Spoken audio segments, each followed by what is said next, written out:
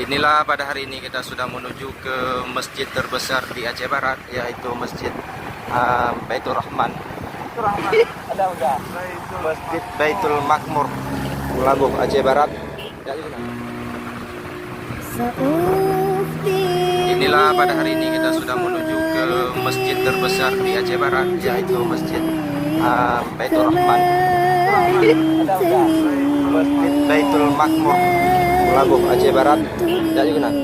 Inilah masjidnya, Masjid Labuh Baitul Masjid Labuh di Aceh Barat. Hari ini kita sudah sampai di tempatnya. Luar biasa masjidnya, sangat indah sekali, guys. Inilah lokasinya.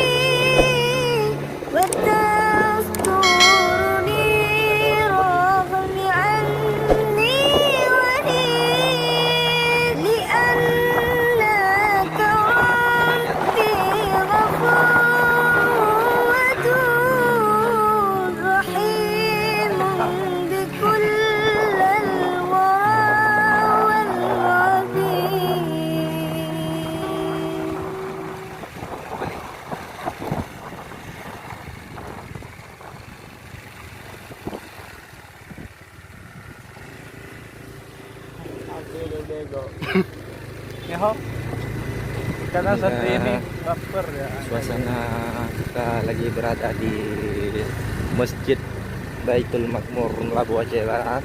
Baik kami yang jurung. Tapi ada bau sikit lah. Tapi nggak apa-apa, bau sikit tu nikmat. Nikmat, salah satu nikmat daripada nikmat alamah. Dengan adanya nikmat datangnya rahmat. Iya, dengan adanya nikmat tersebutlah pasti Allah akan memberikan rahmat, yaitu kasih sayang Allah. Sejak gede gitu. Mana? Gitu. Allah piu juga dah. Piu juga. Doju.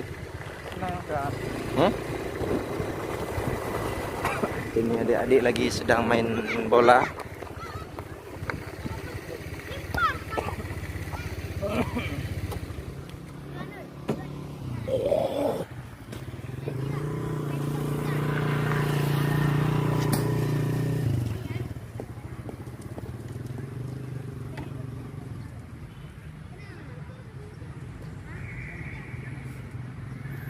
Oh sungguh indahnya pemandangan ciptaan Tuhan yang Esa. Ikan dari apa nam? Astagfirullah.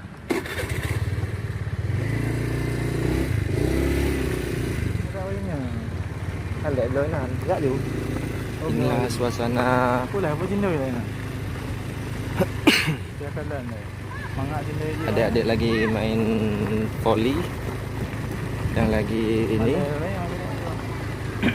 di perjalanan ke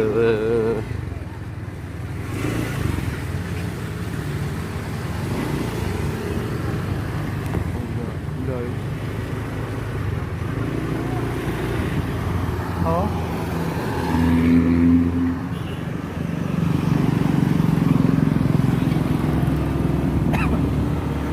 Dah pula ini lah.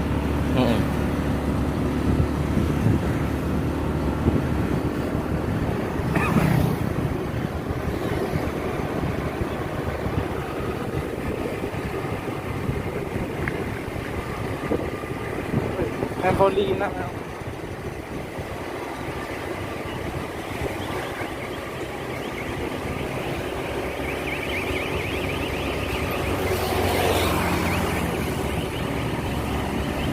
Ambil udah tu.